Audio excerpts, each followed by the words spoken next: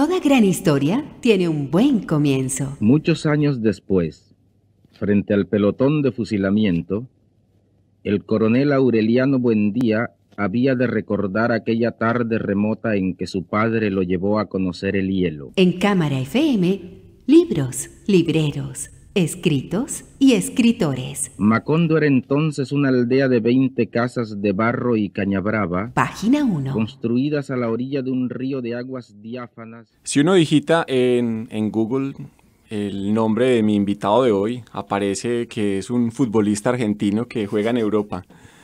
Y si uno pues va más abajito de una de estas páginas de Google, pues encuentra que Cristian Romero pues estudió comunicación audiovisual y multimedial en la Universidad de Antioquia. En el 2015 ganó una beca de creación de la Alcaldía de Medellín con un libro que se llama Ahora solo queda la ciudad. En 2017 hizo parte de la selección Bogotá 39, que promueve el Hey Festival o el Hay Festival, que pues es la segunda tanda de estos Bogotá 39, que siempre ha deparado unas buenas sorpresas. Y en el 2018 publicó una novela que se llama Después de la ira. Cristian, pues yo no sé si hayas sido futbolista, yo no sé si tengas algún origen argentino, si te gusta el Tottenham, yo no tengo ni idea de fútbol, pero sí sé que también a Cristian le gustan los perros y tuvo bandas de rock. Y hoy Cristian Romero es nuestro invitado en Página 1, muy complacido de tener a Cristian Romero porque es alguien a quien aprecio mucho y hemos intentado varias veces con José Ardila reunirlos los lunes a conversar, pero no hemos podido. Entonces, como los programas a veces son pretextos para encontrarnos con la gente que se quiere y con la gente que también uno quiere ver a través de los libros, pues Cristian, bienvenido a este espacio para que conversemos de tus libros. Hola Diego, y hola a todos los oyentes, muchas gracias por la invitación. Curiosamente eso que dices del futbolista, uno de mis escritores favoritos se llama George Saunders, que es un escritor norteamericano, un cuentista brutal, y bueno, hace poco sacó una novela que se llama Lincoln en el Bardo, y uno también lo googlea y sale un George Saunders que es futbolista, un inglés, y que juega aquí en el Envigado. Es una cosa súper absurda, pues como que, ok. Pero sí, ya había visto por ahí el jugador argentino. Y en cuanto a lo de las reuniones nuestras de los lunes, pues hemos logrado algunas, pero el tema es que usted siempre nos pone ese día muy atravesado, que tiene ese fetiche que tiene que ser los lunes. Pero bueno. No, Diego, muchas gracias por la invitación, muy contento pues de estar acá. Y obviamente con vos siempre reunirme a hablar de literatura es una nota. De hecho, ahí mencionabas Después de la ira. Diego fue el presentador de cuando lancé la novela. En el lanzamiento él fue el que hizo la presentación precisamente, entonces siempre con Diego es muy rico encontrarme, hablar de literatura, de libros, pues que finalmente es lo que nos apasiona. De hecho, Cristian, empecemos tal vez por ese, entre comillas, final, pues que es justamente esa novela que publicaste en 2018 y que yo leí y que escribí sobre ella y que creo que lo titulé más o menos pues como título de futbolista, como Nace una joven promesa, algo así. Y muy recientemente habías hecho parte de esa lista de Bogotá 39. Hablemos de ese momento tal vez, de esa escritura de Después de la ira, pero pensando más en los libros que de pronto consultaste o buscaste para escribir esa novela particularmente. Bueno, no, pues Después de la ira, claro, esa novela sale en el 2018 y yo había acabado de estar en esa lista de Bogotá 39 del 2017 y todo ocurrió muy rápido, ¿cierto? Cuando quedé en esa lista, pues obviamente yo no me lo esperaba, para mí fue una sorpresa, nadie se lo esperaba y para muchos fue una sorpresa, para algunos grata y para otros espinosa. Y claro, pues yo venía de acabar de publicar un libro de cuentos que fue en el 2016 que se publicó, un libro de una beca de creación de aquí de la ciudad, y yo ya había empezado a trabajar en la novela, precisamente porque el libro de cuentos, los escenarios del libro de cuentos eran la ciudad, y yo soy una persona nacida y criada en pueblos. Yo llegué a vivir a Medellín a los 18 años. ¿Vos naciste en Valdivia? En Valdivia, sí, yo nací aquí en el norte de Antioquia, en un pueblo que se llama Valdivia, un pueblo chiquitico, es un filo ahí... 5 calles montadas en ese filo, yo no sé cómo. pero me crié en varios pueblos del interior del país, entre Caldas, Tolima, incluso viví en Cundinamarca. Y el pueblo donde más viví fue Mariquita, Tolima, en el norte. Ahí viví toda mi adolescencia, prácticamente en ese calor. Y ya ahí me vine para acá a estudiar pues la universidad. Entonces, claro, estaba la pregunta de yo quería volver otra vez como a esos espacios rurales que fue donde crecí, donde también es mi familia, toda mi familia materna es también de Valdivia y toda mi familia paterna es de Boyacá. Son boyacenses, también de Chiquinquirá también. Entonces, como que siempre tuve una relación muy fuerte con los espacios rurales, los pueblos, y yo quería volver a esos espacios desde la narración y empecé a escribir cuentos. Pero yo me hacía la pregunta de, bueno, ¿cómo hablar? Porque a mí me interesa mucho la ciencia ficción, y lo fantástico, el terror, el género fantástico. ¿Cómo hablar de estos pueblos, pero como para hablar del futuro, ¿no? Porque claro, yo en ese momento estaba haciendo como una tarea de investigando qué había de literatura rural. Y claro, ahí me di cuenta, o sea, ahí como que constaté, claro, no, el escenario ha sido desde los 90 la ciudad, ¿cierto?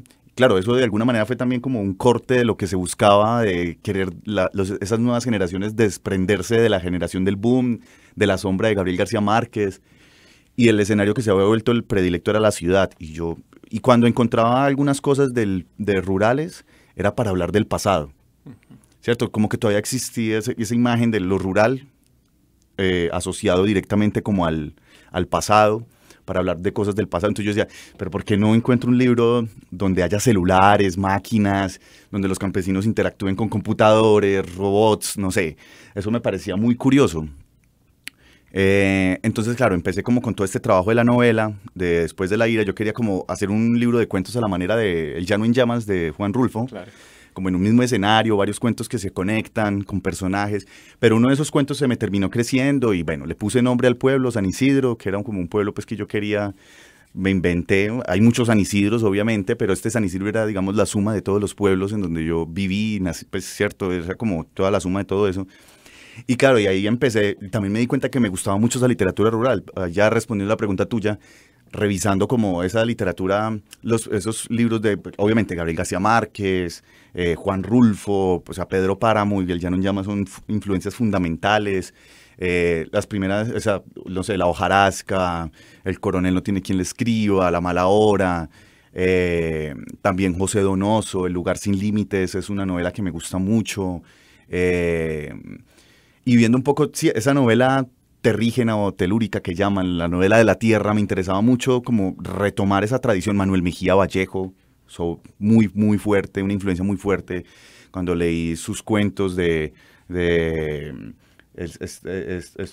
perro, de la zona tórrida, claro, el del perro, ¿cómo se llama ese cuento? Tiempo de sequía. Tiempo de sequía. Claro, y el día señalado es una novela que me encanta, pues me gusta mucho. Entonces, claro, todas esas lecturas, pero eso se complementaba con todas las lecturas de ciencia ficción, ¿cierto? Como lector de ciencia ficción, yo decía, ay, ¿qué nota juntar esto? O sea, ¿qué pasa si meto esto en una coctelera y sacudo esta vaina a ver qué sale? Y ahí fue que empezó pues como la novela como a tomar rumbo, como a agarrar una personalidad, y se terminó convirtiendo en una novela de ciencia ficción. Curiosamente ese día del lanzamiento, Diego, que estábamos allá, que eso fue en La Pascasia. Eso fue en La Pascasia. Después de que hay esos eventos culturales, La Pascasia abre pues para que todo el mundo llegue a tomarse sus cervezas, obviamente.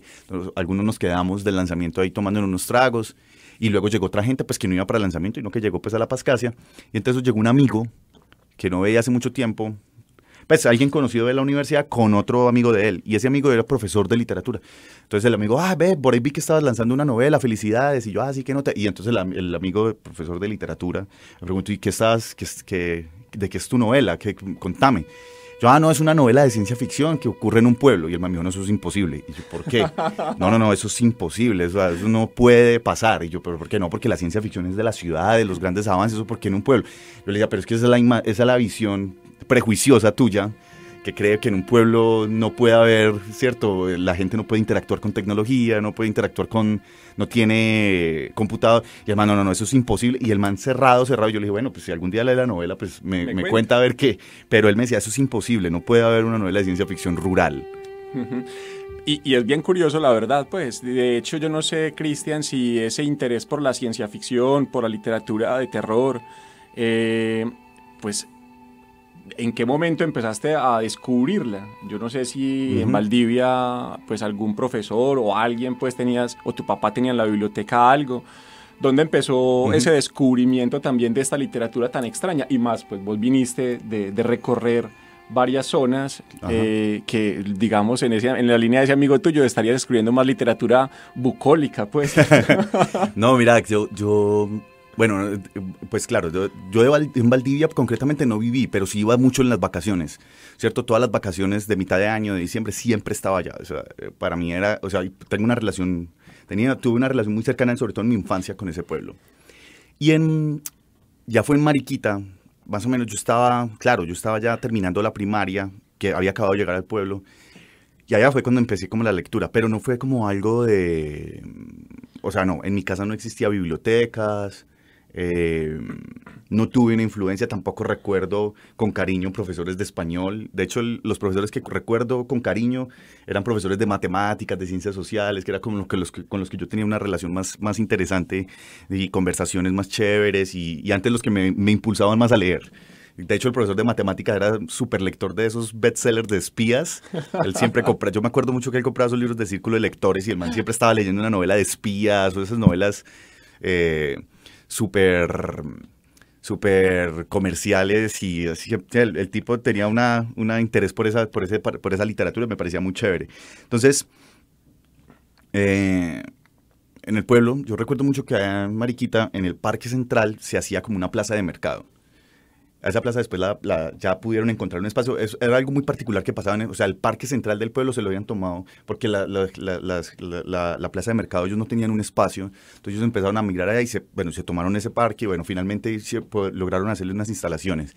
Pero ahí aparecía de vez en cuando un señor con una caseta llena de libros, de esos libros viejos llenos de ácaros. Empolvados. Y él ponía así como pintado con la mano Feria del Libro.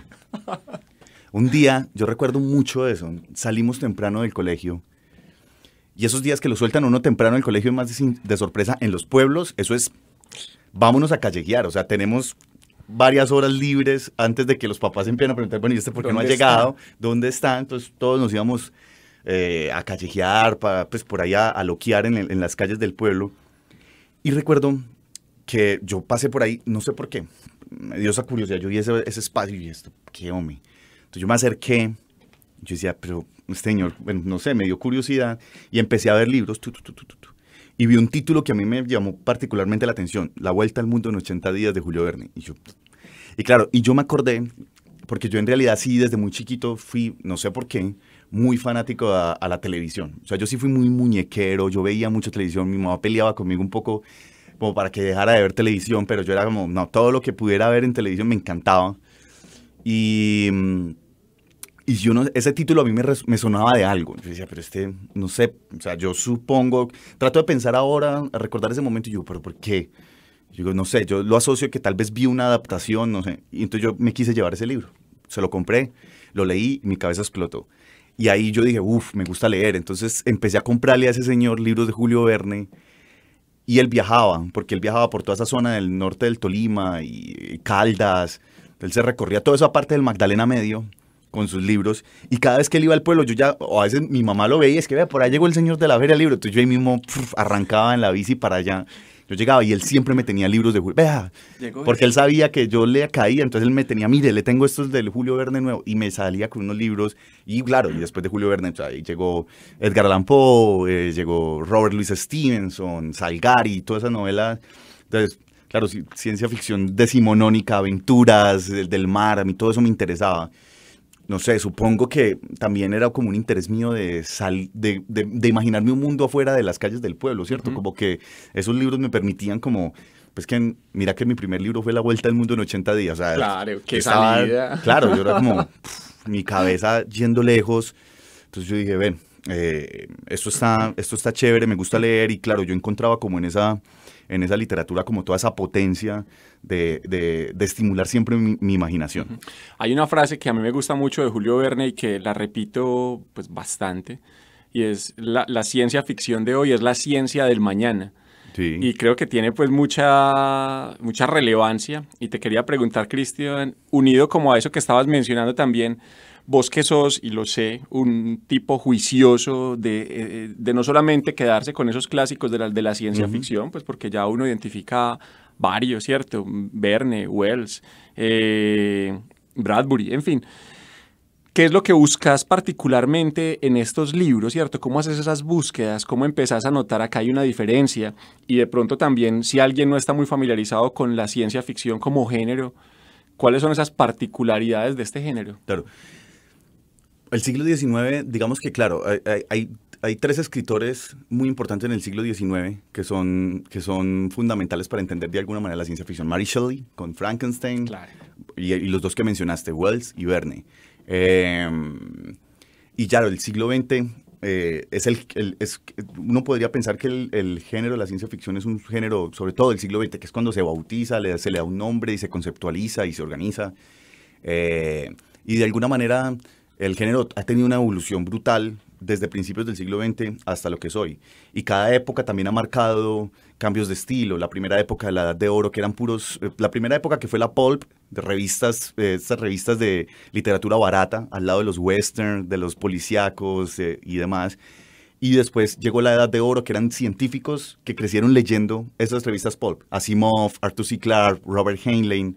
Después llegó la nueva ola, que ya eran escritores leyendo a estos autores, pero que ya tenían unas inquietudes más humanistas. Entonces eran antropólogos, ¿cierto? Psicólogos, historiadores que querían escribir ciencia ficción y le dieron un vuelco estilístico también y de temas al género. Y eso se confluyó con la guerra de Vietnam, el mayo del 68, o sea, como el feminismo, como todo eso empezó a encontrar unas potencialidades ahí en la ciencia ficción. La ciencia ficción, sobre todo, claro, es más, o sea, para uno entender un poco qué es el género, la ciencia ficción tampoco tiene que ver solo con ciencias exactas, ¿cierto? O también tiene que ver con las ciencias humanas. Entonces, también puede haber una ciencia ficción que especula a partir de la psicología, que especula a partir de la antropología.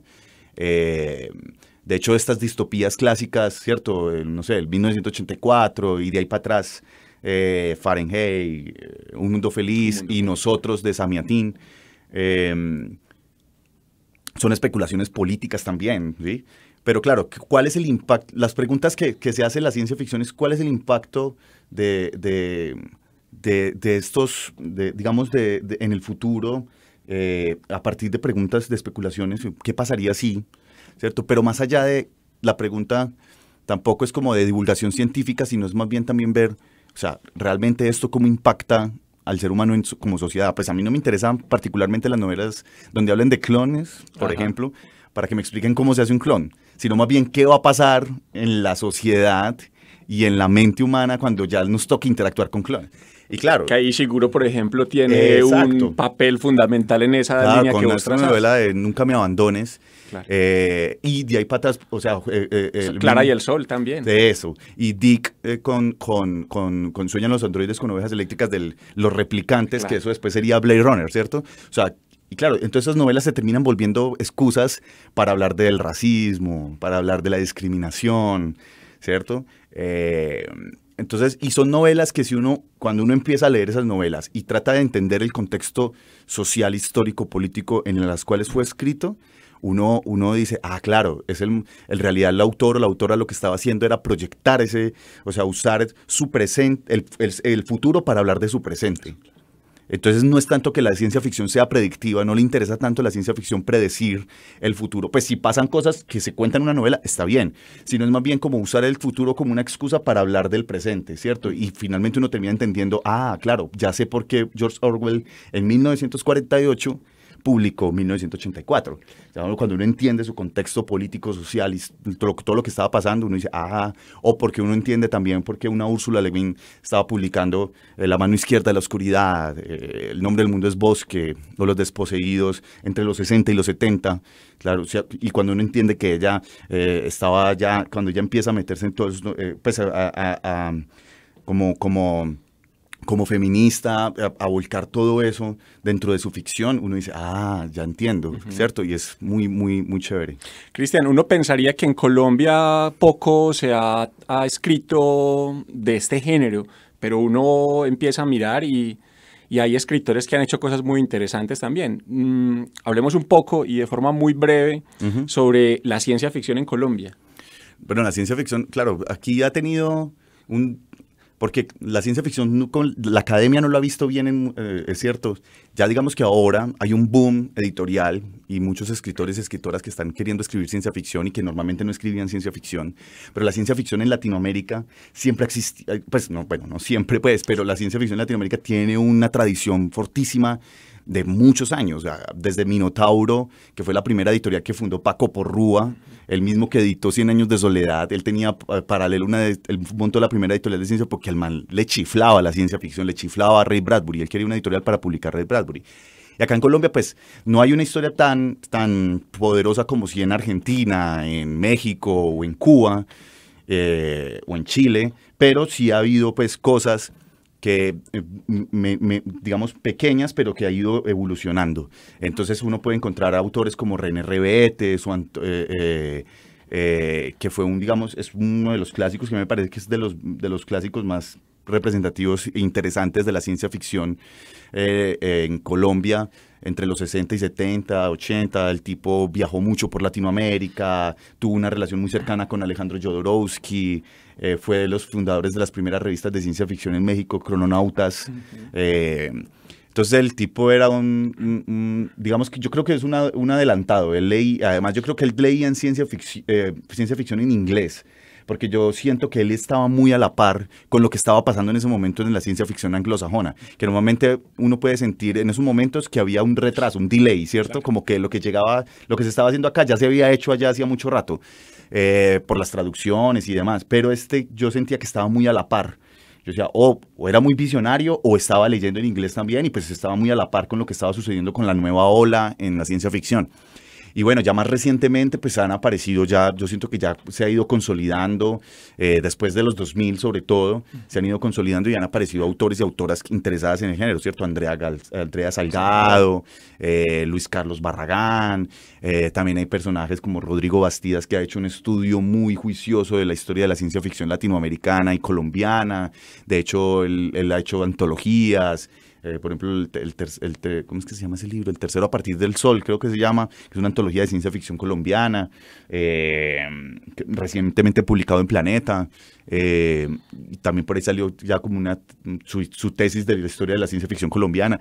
Entonces, digamos que ya sí ha habido, porque creo que también la televisión un poco y el boom de los productos, ¿cierto? Como más comerciales tipo Black Mirror, ha hecho que la gente ya empiece como, bueno, y claro, y que el mundo, después de los 2000, ha pasado cosas muy extrañas y la gente es como, uy, pues bueno, la ciencia ficción no está tan desatinada y probablemente ya le empiezan a prestar más atención, aunque el mundo nosotros vivimos en una distopía desde hace mucho tiempo, pues, desde antes del 2000, lo que pasa es que ahora la gente como que lo está notando. Y desde no sé, uno ya puede encontrar unas resonancias desde el cyberpunk ochentero y cosas que se están haciendo acá en Colombia que uno dice, ve, esto es algo nuevo, esto es algo distinto. Listo. Cristian, una última pregunta también, algo que quiero apelar en tu vida. Pues durante mucho tiempo trabajaste en una biblioteca y obviamente cuando uno trabaja en una biblioteca hace muchas búsquedas también de todo tipo de lectores que entran a experimentar algo. Muy brevemente, si alguien quisiera entrar en ese universo de la ciencia ficción, en esa experiencia tuya lectora, ¿cuál le recomendarías? Bueno, yo creo que yo siempre recomiendo 2 libros, que son 2 novelas breves que me parecen muy buenas para empezar. Es El nombre del mundo es Bosque, de Ursula Le Guin, que es una novela de 150, 160 páginas, que uno se lo lee en una sentada, es hermosa.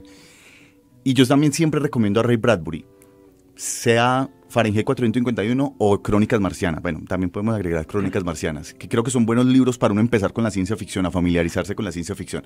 Porque claro, de pronto uno llega a un libro de ciencia ficción muy dura, tipo Neuromante, como la de William Gibson, que eso es cyberpunk durísimo, el libro te va a sacar. Y la gente queda como, no entiendo.